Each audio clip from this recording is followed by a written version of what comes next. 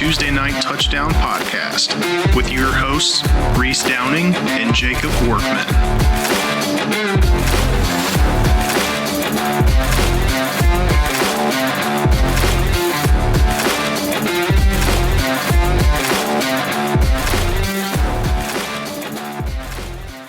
What's going on, guys? It is TNT Tuesday Night Touchdown Podcast, NFL Edition, Season 2, Episode 1. Welcome back to everyone that was listening to us last year. We appreciate it, and we appreciate you guys coming back this time around. With me, as always, is fine citizen Mr. Jacob Workman. Jake, how's it going, man? Everything's good. What's going on? Not too much, man. Just excited to dive in here. Any opening thoughts here as we kick off our NFL season? Just excited to be back. Again, it was a long season last year. A lot of success for the teams that we follow on the shows. Both of our teams made the playoffs, obviously Lions and NFC Championship. So hopefully we can get more of that this year. It keeps the episodes a little more fun when there's the battling of our teams. And I believe even 1 week this year, we will be facing each other. So again, it'll be another fun battle. Hopefully the refs don't screw us this year, but we'll get into that as the time goes. But already starting. It's not even been a minute. That's right. Awesome. All right. Well, we're obviously excited to kick things off for you guys this year. We're going to do it a little bit more of a organized format leading up to the season. So we're going to give you guys 8 or 9 episodes leading into week 1. And we're going to start off with some division previews. So obviously, as you see here on the screen, in addition to keeping this a little more organized, we're also trying to give you guys some graphics for those who are watching the YouTube stuff. We're going to kick things off by taking a look at the AFC North division. So talking briefly through last year, it was one for the record books for the AFC North. The Cincinnati Bengals win over the Browns in Week 18 actually locked all 4 teams in the division with a winning record, which is the first time that's happened in the NFL since 1935. Cincinnati did end up being the odd man out when it came to the playoffs. So Cleveland entered with the 5 seed to play the Texans in Houston. The Steelers snuck in on the 7 seed to travel to Buffalo. And then obviously we had the Ravens, who were the 1 seed and came in on a bye week. From a Steelers standpoint, they got off to a slow start on the game in Buffalo and never really fully recovered from the 2-touchdown lead they gave the Bills after the first quarter. It did get close, about 24-17, I believe, before Josh Allen touchdown sealed their fate, and they got eliminated by the Bills 31-17. The Browns-Texans game was never really a contest. Cleveland actually beat Houston in Houston during the Week 16 matchup, but C.J. Stroud showed up for a revenge game, as did the Texans defense. This turned out to be the infamous Wacko Flacco game, where in entering the third quarter down 24-14, Flacco threw 2 back-to-back picks that were both returned to touchdowns.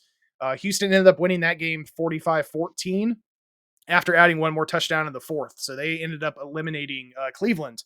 Finally, we get to Baltimore, a team that was scorching hot all year. And by all accounts, they looked poised to potentially make the leap over the Chiefs. They kicked their playoffs off by dominating Houston on the defensive side of the ball. They didn't allow any offensive scores at all. And Houston didn't even get inside the Ravens 25 the entire game. Didn't have an offensive touchdown. Houston's only points came on a field goal and a punt return. So Baltimore got that first win, 34-10. And then they entered the AFC Championship game. Fantastic game. It was the first AFC Championship game that wasn't in Kansas City for the first time in 6 years. From 2017 to 2022, Kansas City hosted the AFC Championship every year. This game was a really big defensive battle. Unfortunately for Baltimore, the 10-point lead the Chiefs built up in the first half proved insurmountable. A couple key mistakes at the end of that game with L'Jarius Sneed forcing a fumble on Zay Flowers near the end zone. And then I believe the subsequent drive is when Deion Bush got that interception while they were also in the red zone on the next possession on a triple covered Isaiah Likely. That ended up sealing the Chiefs' win on their route to a Super Bowl victory. So the Baltimore Ravens got eliminated in the AFC Championship, furthering Lamar Jackson's struggle to get past that hump. All in all, the AFC North performed really well last year. Do you think all 4 teams have the ability to run it back and all have winning records? Or do you think that's going to change this year? I mean, I think all 4 teams are good teams.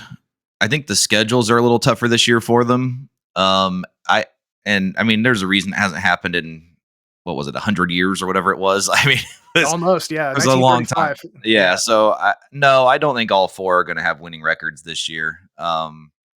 But I do think it'll be fairly successful for the 4 teams. Obviously, Tomlin keeping his streak alive will be a thing to watch. And the Browns are the Browns. Does Deshaun come back and actually play? I'm hoping not, because I want to see Jameis be their quarterback, but we'll see what happens with that. Yeah.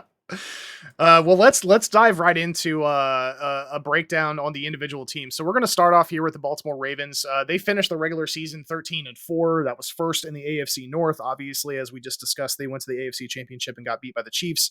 Division odds for this year is plus 140, and their over/under on wins is 10.5. Taking a look at their offense and defense, they did add a couple key players here. Derrick Henry, I think, is the most glaring add on there. He is now the RB1 as far as the Ravens running back is concerned.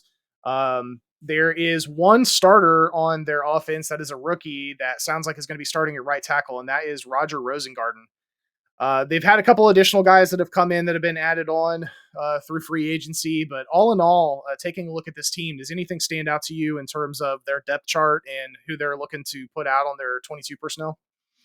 Well, I think one of the things to watch, just because of how physical they like to play, I think the addition of Derrick Henry is huge. He still has stuff in the tank, and I think he's going to fit perfectly for what they're doing. I like the Flowers, Bateman, Aguilar wide receiver crew. I mean, obviously it's people, I mean, to the average NFL fan, I would say that that's probably not that fantastic sounding, but I mean, those guys are all serviceable. They're all actually pretty good receivers. And I think Zay's going to be a stud. Andrews, obviously, he's been there forever. Good tight end to have if he can stay healthy. Offensive line, we probably are looking at a little bit of a question, I guess, starting the rookie at right tackle, like you just mentioned. But I think overall, I mean, you have to be pretty satisfied with what the offense looks like. And I mean, a Ravens defense, I think, is always a Ravens defense. Like, I don't even think you really have to even question about what they have on the field. I mean, obviously they have studs. Kyle Hamilton's a stud. They added Kyle Van Noy at end in the middle of the year last year, and he ended up playing very well for him. Roquan Smith's been good. Like I said, overall, it's a solid team, and you're going to trust. Obviously, they did lose defensive coordinator to now be head coach at Seattle, but I still think the Ravens are the Ravens. I think they're going to have a pretty good season. Yeah, I agree with you. They lost some relatively big names. Some of these guys didn't play a whole lot. You know, J.K. Dobbins, unfortunately for him, could be a really solid running back, but he's been really struggling with injuries since he's entered the NFL. Gus Edwards is gone. Odell Beckham's gone. On the defensive side of the ball, Jadeveon Clowney, Patrick Queen, Ronald Darby, Rocky Sin, all those guys are gone. But to your point, the Baltimore Ravens defense is still the Baltimore Ravens defense, and Harbaugh is going to have those guys ready to go. Taking a look at their schedule, they went 13-4 last year. Do you think Baltimore can match their performance? So I don't think they're going to be quite as good. In my season prediction for them, I actually have them at 11-5. I will save where that puts them as conference or division ranking until the end of the episode. But I do have them at 11-5. And like I said, I just think the schedule is just a little tougher this year for them. And they did lose. A lot of those guys you mentioned were older players that didn't play a ton. I mean, Queen, I think, is a big loss, but the rest of those guys, I don't think are huge losses. So I do think they'll rebound well. And the Lamar Derrick Henry combination is kind of the one that I think can keep them above. So 11-5 is my prediction. Okay. Yeah, I definitely think Derrick Henry is going to be a positive impact on this offense. There's definitely been some rumblings that he's lost a step, but I haven't seen it, and I think he still has a lot in the tank. I have these guys doing the exact same thing they did last year. I have them going 13-4. We'll talk in a little bit, as you said, about who ends up winning the division in that regard. But as far as the division odds go, obviously we can't talk about that just yet. But as far as the wins, 10.5, I think we could both agree that we would take the over there. Yeah, so it looks like I'm barely hitting the over, and you're clearly sailing the over. So minus 138 on the over would be both of our picks for them. All right, let's move into the next team we're going to talk about here, which is the Cleveland Browns. They went 13-4 last year as well. Kevin Stefanski, head coach, division odds for that is plus 480. Their win total is at 8.5. Looking at this lineup, they've obviously added a couple additional guys in here. You got the usual suspects with Deshaun Watson, Nick Chubb, Amari Cooper. Jerry Jeudy is a new name that's on this team. And then they've added a couple pieces on the defensive side of the ball as well. But taking a look at this depth chart, what do you think about how the Cleveland Browns are going to perform this year? Yeah. So again, I think we look more defensively here. The defense is still very good. That was kind of their turning point last year to me, was how well the defense played with Deshaun all over the place. Was he playing? Was he not? Chubb is still good. Amari Cooper, I'm not too huge on their receivers, to be honest. I mean, Cooper, Judy, and Moore, they're serviceable. None of those are like huge guys to me. I think Amari's more kind of going down the path of the end of his career. I don't know. Like, I feel like these are all like hit miss guys. Like, I feel like they're guys that could have huge games. And they're guys that could literally just do nothing. So they're middle of the road to me when it comes to that. I do like Njoku at tight end, but overall, I think the big question to me with the Browns is, what does Deshaun do when he comes? Like, what will we see from Deshaun, I guess, is the main question. And like I said, I think that their schedule is a lot tougher this year. I didn't notice their over under until just now was 8.5. I actually have them at 8. So I have them at 8 and 9, which would be the under, which would get plus 112 odds. So I guess that's not bad, but Yeah, I've got them first to clarify there. We had 13-4. They went 11-6 last year, not 13-4. So that's been fixed on the graphic if you guys are watching on the video frame there. I do have them taking a slide as compared to last year. So they finished 11-6. I have them going 7-10, which is going to be under the win total, which is a plus 112. We'll talk about how that's frameworked around the rest of the division here, but I have really lost confidence in Deshaun Watson as a quarterback. He's not really performed well since he left Houston. And although he struggled with injuries, that the year plus off or whatever it was when he was suspended, I think just had a pretty substantial impact on him. So I honestly, Cleveland, by all accounts, I think some of their success was due to how Flacco showed up at the end of the year there out of nowhere. So I'm not as confident in this Cleveland team. I do have them on the under in terms of win total. Any other thoughts on the Browns here? no, not really. Other than, I mean, obviously, just what I said earlier. I would really just like to see Jameis play. So if Deshaun can figure out a way to get suspended again or something like that, it would be nice. Just because I want to see Jameis play football, and I would love to see him play with this team. I think it'd be fun. Yeah, I mean, I would wonder what the over-under is for Deshaun to find a way to get himself in trouble again. Between him and Jameis, they've got quite the QB room. All right, let's move on to the next team here. We've got the Pittsburgh Steelers. Pittsburgh Steelers last year, they finished 10-7. Division odds for this season are plus 750. Their over-under is also sitting at 8.5. Looking at their depth chart is pretty interesting.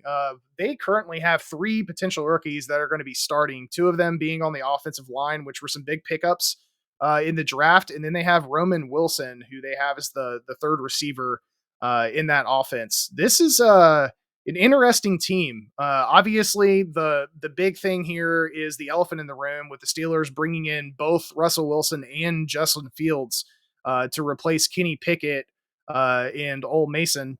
All signs are pointing to Russ being the go-to guy, and Fields may not see the field at all if this team starts to struggle based on some of the rumblings that we've been hearing in the offseason so far. Do you think Fields or Wilson's going to have a bigger eventual impact? And if things don't go well for this team, how do you think that bodes for Mike Tomlin? So I like Russ. I mean, Russ quietly had really good seasons in Denver. He took a lot of the flack for things he never should have. Statistically, he was still playing very well. I don't know the Fields thing. I think the Fields thing could be actually, I think they can use him in packages still, and he can still be serviceable. Like, I don't think we have to just completely write him off as a sideline guy, but I don't think he's going to be the quarterback either. So I think they can both be used to their strengths and get through it. For Tomlin, I mean, the guy's never really lost. So it's hard. I don't understand the hate. Well, not the hate, but there were people last year who were trying to get rid of Tomlin in Pittsburgh. And it just is crazy to me. Like, he's one of the better coaches in the NFL. Like, you don't want to get rid of this guy. Like, things happen. Like, you're not going to be good every single year in the NFL. It's nearly impossible. So to put the blame just on a couple seasons, like I don't really like that. The one thing that I will say about the Steelers this year, though, is once you get to week 11, their schedule is hell. Like, I think they actually are going to start pretty strong. Like, I think they have a good start to the season, but that schedule gets real tough on Sunday, November 17th, the rest of the year. So that's where the issues come in. Like, I don't really fault their team or anything. I think they've got a decent team. It's just that schedule is ridiculous. Yeah, I mean, to that point, for those that are just listening here, on November 17th, they are home versus Baltimore. Then they hit the road for the next 2 weeks to play at Cleveland and at Cincinnati, come back home to play home against Cleveland, and then hit the road again to go against Philadelphia, then Baltimore, and then they come back home, but they're playing Kansas City and Cincinnati. So they end their season with a gauntlet of a schedule. It is not going to be easy for them to get over 500 this year. Uh, Stands to reason why it's plus 136 on the over here at 8.5. Do you have? I couldn't remember. Do you have them as the over or under? So on mine, actually, I have them at 7-10. So I only got them to 7 wins. So I have them way under according to the 8.5. So I don't. That ending is so tough. Like, I don't. And even the one game that I actually kind of like on that, the at Cleveland, is a short week. They go from Baltimore to the road on a short week on a Thursday night. So, like, there's just nothing there that screams like safe win. So, Yeah, for sure. Cleveland will be coming home from a game in New Orleans, but I mean, all of that said, that's a super tough schedule for them to be able to get all the way through. So I have them sitting at 7-10 as well. So we have the exact same win-loss record for Pittsburgh. Moving on to the last team in the AFC North is the Cincinnati Bengals. They finished the year 9-8. There should be an asterisk on that because Joe Burrow did go down with a season-ending injury. And by all accounts, this team still performed relatively well, especially on the defensive side of the ball. And Jake Browning was actually serviceable for them during Joe Burrow's absence. Taking a look at their depth chart here, a couple big names to call out that are new to the scene. Zach Moss, obviously Joe Mixon's gone, and he's now in Houston with CJ Stroud and the guys in the Texans. Jermaine Burton, they have him slotted as the third receiver here right now, and he is a rookie. And then we have Mike Gesicki, who is their new tight end. Beyond that, they drafted who's the Marius Mims, right? The offensive lineman they drafted. I don't see him stepping in to start immediately, but that takes the pressure off of him in order to do so. They did retain a vast majority of their defense, and that defense performed really well over the course of the last end of the season. So, taking a look at this team, assuming everybody stays healthy, what are your thoughts on this Cincinnati Bengals squad? well, I kind of threw them out there. I think it was draft night or whenever it was. We kind of threw like some long shot predictions out, and I said I kind of think Cincinnati might be my sleeper from the AFC this year. Looking at the schedule kind of solidified that even more to me. I love this team. I have them at 14-3. Their over under is only 10.5. I have them going way over that. I think this team is very good and probably the most dangerous team to the Chiefs in the AFC this year. I as long as everyone stays healthy. Clearly, that's always the issue with them. But if everyone's healthy, this team is very dangerous. Yeah, I 100% agree with you. I actually have them sitting at 14-3 as well, and all three of those losses are coming against divisional opponents. As a separate note there, they do have a couple tough games. They're going to be traveling to Kansas City Sunday, September 15th. So that'll be a difficult game to play. One of the other losses that I considered there is their game at Cleveland, just because Cleveland always plays so well at home. And then you've got that game in Baltimore that comes up on October 6th. But if you look at the rest of their schedule, it's not too bad. I see this team, if they can stay healthy, and hopefully Burrow is able to do so, if they can keep him upright, they've definitely improved that offensive line to try to protect him more. Zach Moss, I don't think is Joe Mixon, but I think he can be serviceable enough to be able to supplement that running attack with those receivers. They got T. Higgins back, which is a question mark that they had for a while, but he's going to be in a Bengals jersey next year. So all of these things considered, I have them sitting at 14-3. So I also have them well over on the 10.5 on the wins. Division odds for them is plus 165. So now that we've kind of recapped all four of these individual teams, talking through the division, what are your thoughts on where things are going to net out as far as who's going to win the AFC North? Yeah, so I like the plus 165 with Cincinnati there for the odds. I think Baltimore this year is kind of the only other one that can give them a run. Obviously, in my standings, I had Cincinnati first, Baltimore second, Cleveland third, and Pittsburgh fourth, with Cincinnati and Baltimore being the only teams with winning records. So I do like the plus 165 there with Cincinnati. Yeah, you and I are exactly aligned. I've got Cincinnati winning the division at 14-3. I've got Baltimore just one game behind them at 13-4, and then I have both the Browns and the Steelers at 7-10. So to round back to the discussion that we had at the top of the show here, I do not think this is going to be another season of all these teams having winning records. Cleveland's and Pittsburgh's schedules are just going to be a little too tough for them to be able to get over 500. All right, so let's take a look at some betting picks here to wrap things up. So I went through and just kind of took a look at some of the betting odds that we have in place right now on FanDuel, and I called out some of the ones that we have. Workman, going through each one of these lists, let's just start with Baltimore. We've got Super Bowl odds here for all of these teams right now. Baltimore sitting at plus 950. Conference odds for them are at plus 500. Obviously, the division odds, we talked about that already. And then we've got some other stuff like, Lamar Jackson MVP odds, John Harbaugh Coach of the Year, and some other things like that. Looking at all of these different betting odds here, if you had to put money down on one of them, what would you pick for Baltimore?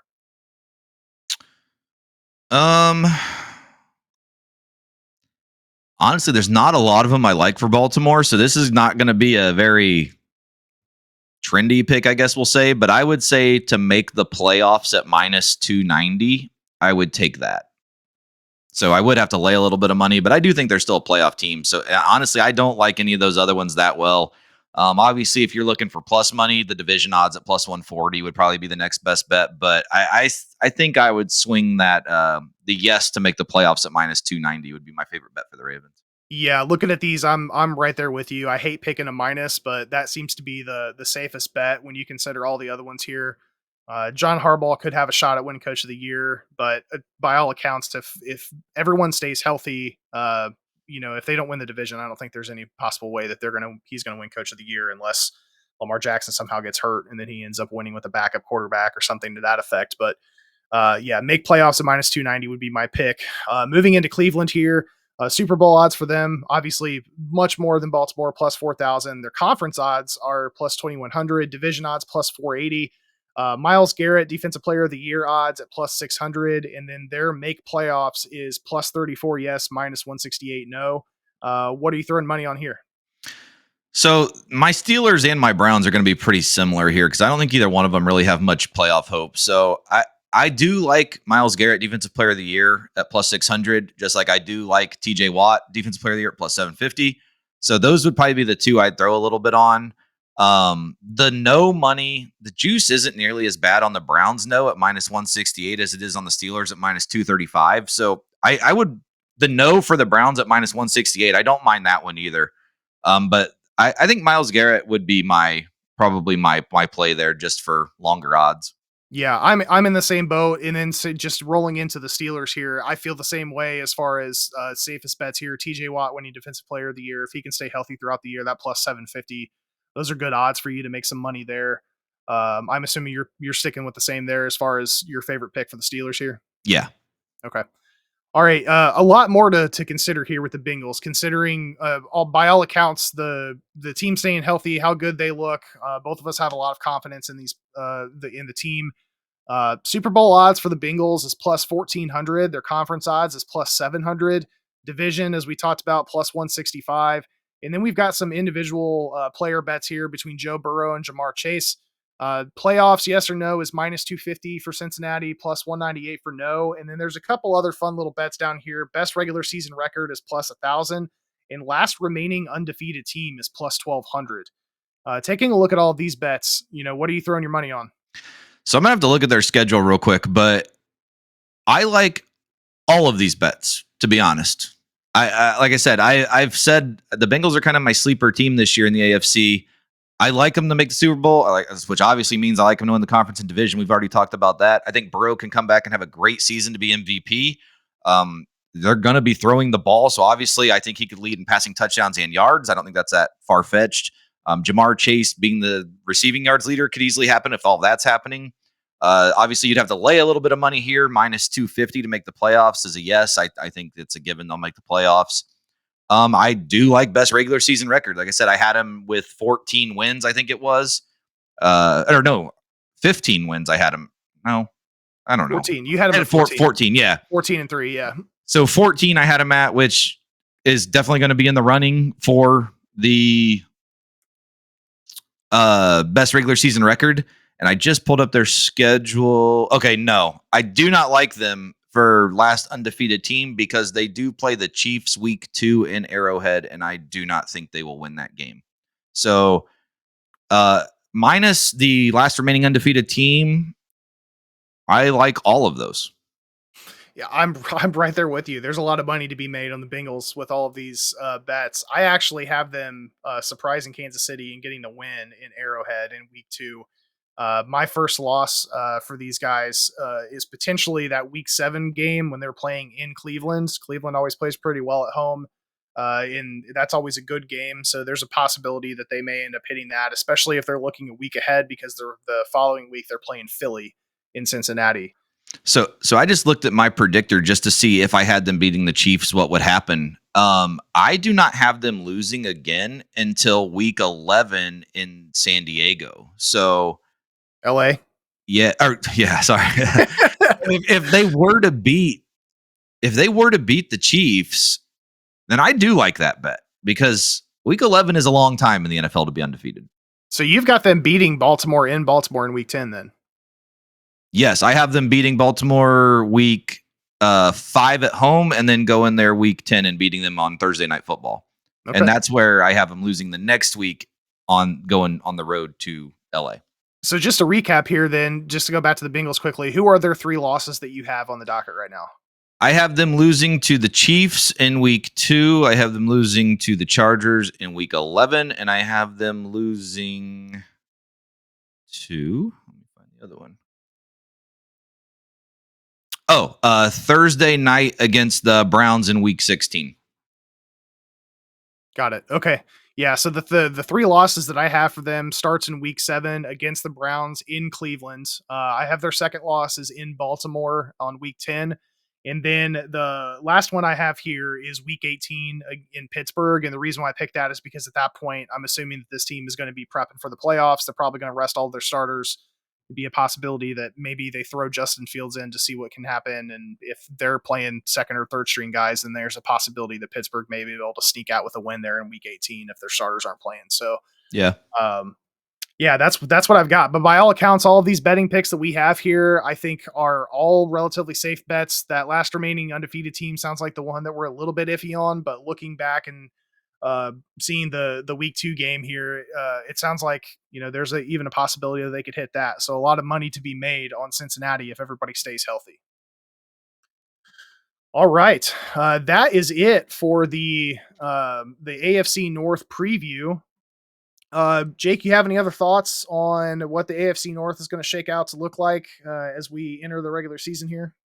No, just hope for the health of Burrow, that he stays healthy. And I know there were some contract discussions with some guys in Cincinnati. I know Trey Hendrickson and T. Higgins. They had there were a few contract situations going on there, but I think everything's worked out. I think we're going to be good there. So I just think Cincinnati's too good this year. I don't know. Baltimore is the threat, I think, and I don't think the Browns or Steelers are going to be that good this year. Yep, I agree with you. All right, guys, that is it for our first episode of the season for the NFL version of our podcast. Next week, we will be covering the NFC North, so we'll get to talk Rory and the Lions. That's right. As well as Caleb Williams and what Jordan Love's going to look like and all that fun stuff. I guess I should mention JJ McCarthy, although I don't think he's going to be much of a factor this year. Thank you for that. Those are my thoughts on JJ McCarthy. All right, guys. Well, as we discussed at the top of the call, we're going to be covering each one of the divisions every single week. Starting on this week, we're going to be releasing this on the 2nd of July. We'll be releasing shows every Tuesday from here on out, up leading to the season. If you guys have any specific topics that you guys want us to talk about throughout the call as we're going through all of the division games, if you have any specific questions about your favorite teams or any team at all, feel free to hit us up on all of our socials, and we will be more than happy to get that covered. But that is it for us for this week. So for the fine citizen Jacob Workman, I am Reese Downing. This is TNT Tuesday Night Touchdown Podcast, NFL Edition, AFC North Edition, and we will see y'all next week. See you, everyone.